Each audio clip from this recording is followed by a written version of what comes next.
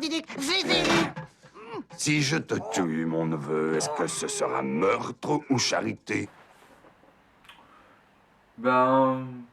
Disons que si ça peut m'éviter d'avaler quelques couteaux et de l'acide pour en finir, vu le mal de tête qu'il provoque chez moi, je dirais que oui, effectivement, le duc, ce serait de la charité. Bon, peut-être pas envers celui auquel tu penses, hein, mais en effet, ce serait assez sympa et généreux de faire ça, en effet. Et tu peux faire ça tout de suite, s'il te plaît? Là, pour le coup, ça m'arrangerait. Vite. Pour changer, on va parler d'un bon point qui concerne le duc spécifiquement, son doublage français. En effet, il est doublé en VF par Tom Novembre.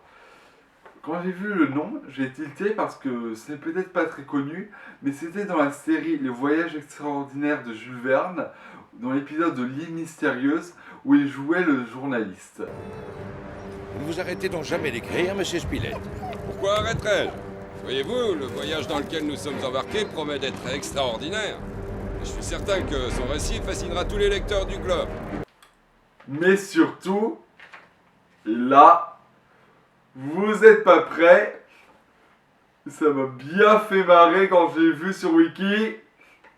Alors, avant que je vous le montre, il faut quand même que vous vous prépariez. Donc, le duc, le mal, les ténèbres, la pluie, etc.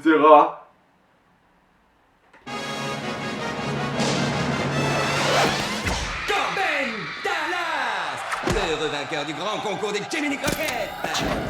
Ce garçon carbure d'enfer. Alors à vos stringifugés, les filles, le gonze est un véritable volcan. Il est hot, hot, hot. Oui, moi non plus, je l'avais pas vu venir. Mais bon, revenons à nos moutons. Nos moutons noirs. Pauvre imbécile! Ce n'était pas le début de la queue du duc, c'était l'entrée de l'aqueduc. Bon, au moins, il n'y a pas que moi qui le déteste. Tant mieux. On a un point commun.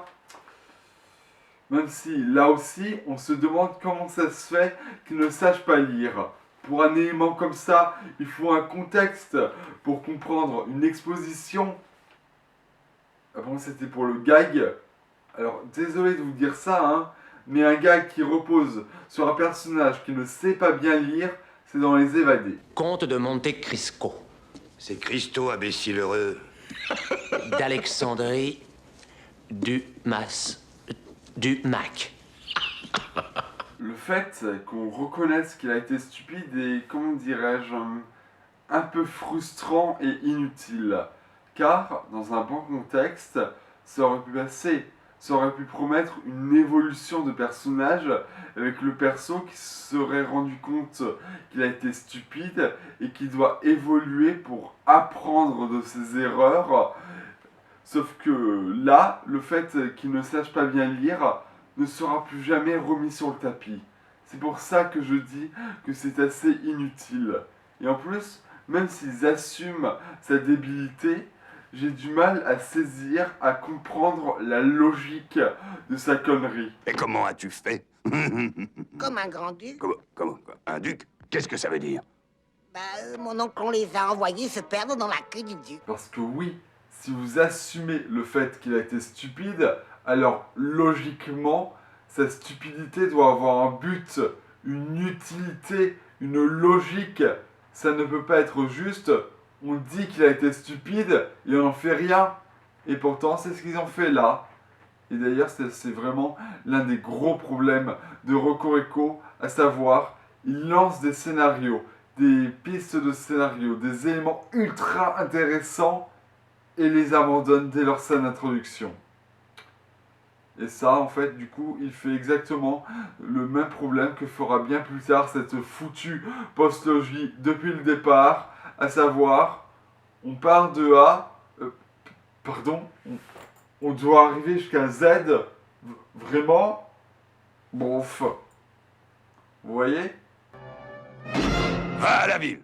Oh non, pas la vie, monsieur. Oh non, il y a trop de lumière, je vais devenir aveugle. Oh non, tu crois? Si vous arrivez à supporter sans brancher l'énorme lumière qu'il y a juste derrière vous, franchement, vous n'en avez pas besoin. Et si vous avez des lunettes de soleil, de 1, pourquoi vous n'en avez pas tous?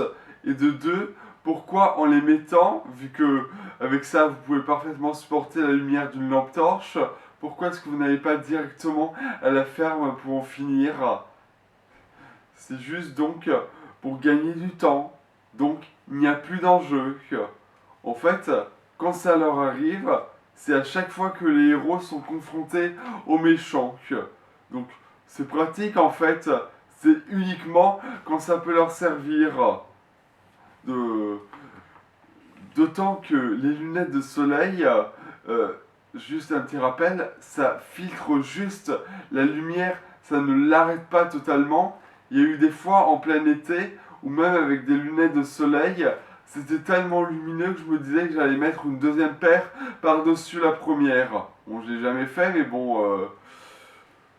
Alors, et en plus, même en dehors de ça, si on parle d'un animal nocturne qui ne peut pas supporter la moindre lumière, ben franchement, les petites lunettes de soleil, là, franchement, ça va pas changer grand-chose, hein. Et en fait, dernier point, là, sur ce passage, le duc, là, son plumage, il est brun ou il est roux? Non, parce que là, il est rouge comme une tomate. Il a totalement changé de couleur. Et si vous me dites que c'est à cause de toute la lumière qu'il y a dans la pièce, ah bon. Donc vous justifiez une incohérence par une autre, vous. Bravo. Chamère, chantage, chantilly, chante. Il n'est pas dans le bottin. Quelle star n'aurait pas son nom dans l'annuaire? C'est évident que des tonnes de gens voudraient l'appeler. Enfin, on a cherché partout, on a interrogé tout le monde, mais personne n'avait entendu parler de Chanteclair, personne. Non mais c'est une blague. Non mais comment c'est possible que personne ne sache qui est Chanteclair? Je veux dire, c'est quand même évident. Bonjour, on cherche un coq chanteur qui ressemble à peu près à ça. Vous l'auriez vu par hasard?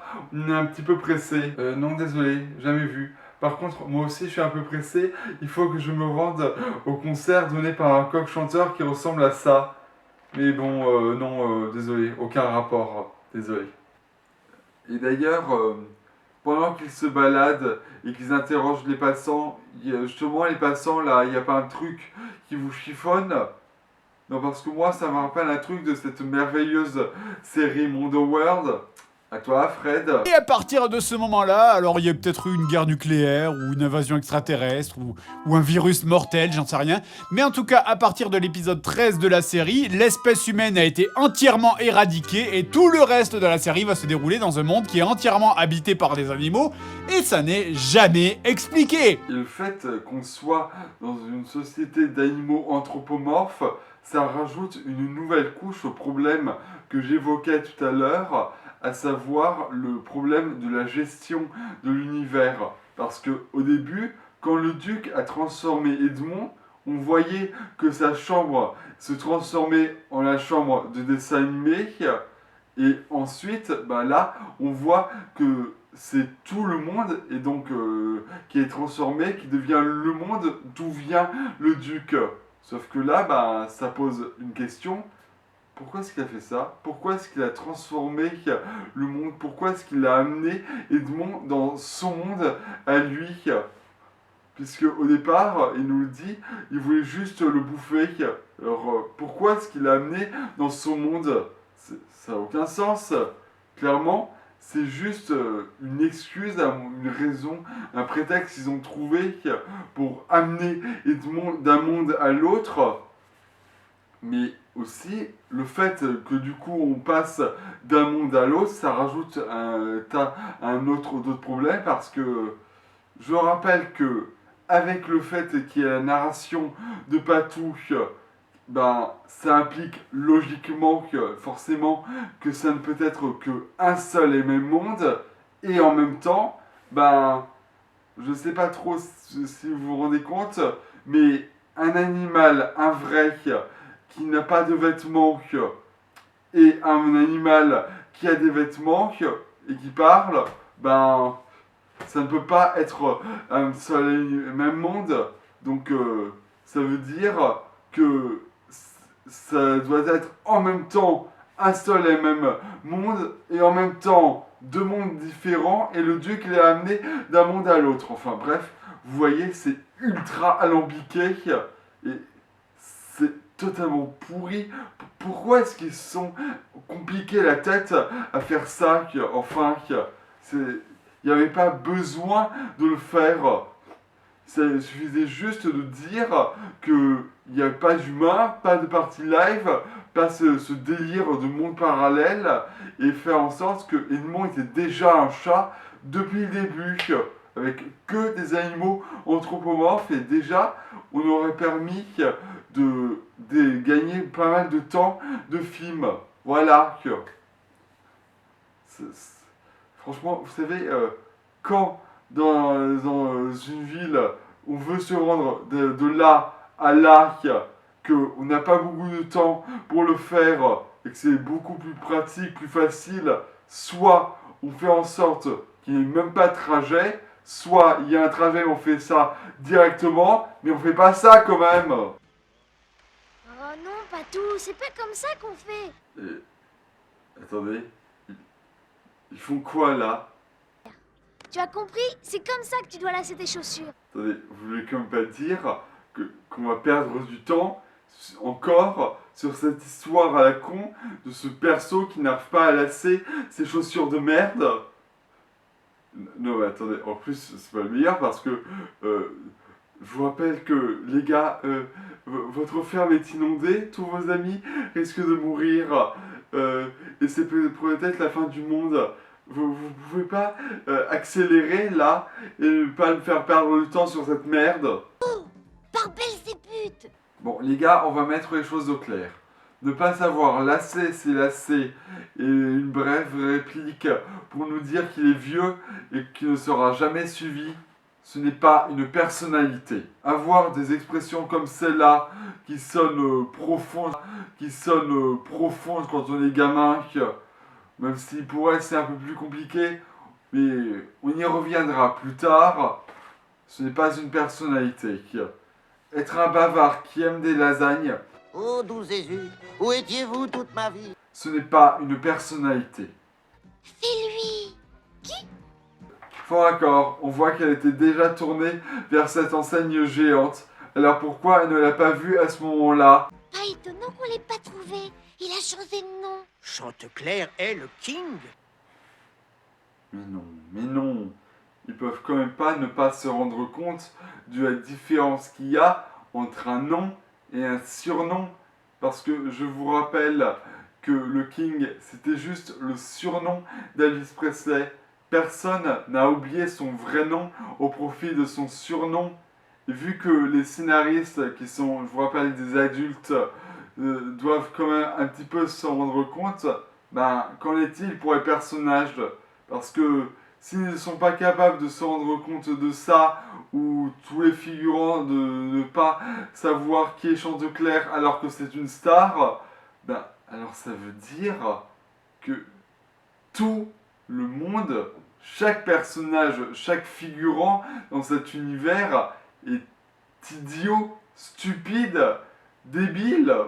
Et du coup, bah, quel intérêt de suivre un film dont tous les personnages sont débiles? Et attendez.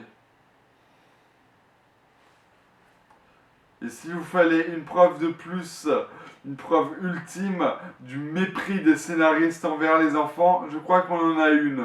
Parce que là, ça se voit clairement qu'ils méprisent les enfants, qu'ils les traitent pour des débiles en leur servant des personnages débiles. Donc, bravo, bravo. Et encore là, on n'en est qu'à 24 minutes, donc quasiment un tiers du film. Et déjà, il n'y a pratiquement plus aucune raison de suivre ce film. Donc, on va quand même continuer parce que on n'a pas encore vu tout ce que ce film a en programme. Ah, il va. Ah non. Tiens. Bon, ben, on On aurait pu se dire qu'il aurait dû se manger le panneau et que c'est donc une erreur de plus. Mais là, pour le coup, ça m'a surpris. Je pensais vraiment que ça allait, il allait se le manger. Et là, j'ai un jugement un peu paradoxal. Tantôt, en le voyant chantonner comme ça me fait m'imaginer ce qui se passerait s'il était libre, tout seul, sans le duc. Tantôt, c'est frustrant, car je vous rappelle que le duc l'a menacé de mort s'il échouait. Je sais pas pour vous, mais dit comme ça me rappelle le coup du chasseur dans le Blanche-Neige et les 7 nains. Et ça, c'était en 1937. Et là, mon fidèle et loyal serviteur, tu la tueras. Mais votre majesté, la jeune princesse... Silence! Si tu échoues, tu seras mis à mort. Oui, votre majesté. Ouh, te voilà. Là, il doit avoir à peu près la même vue qu'un aigle. Donc, il devrait pas avoir besoin de lunettes de soleil. Donc, nouveau point. Oh, pilote à bombardier, cible ennemie à la verticale, je descends voir ça de plus près, couvrez-moi. Mais qu'est-ce qu'il raconte, se demeurer encore? Il est tout seul.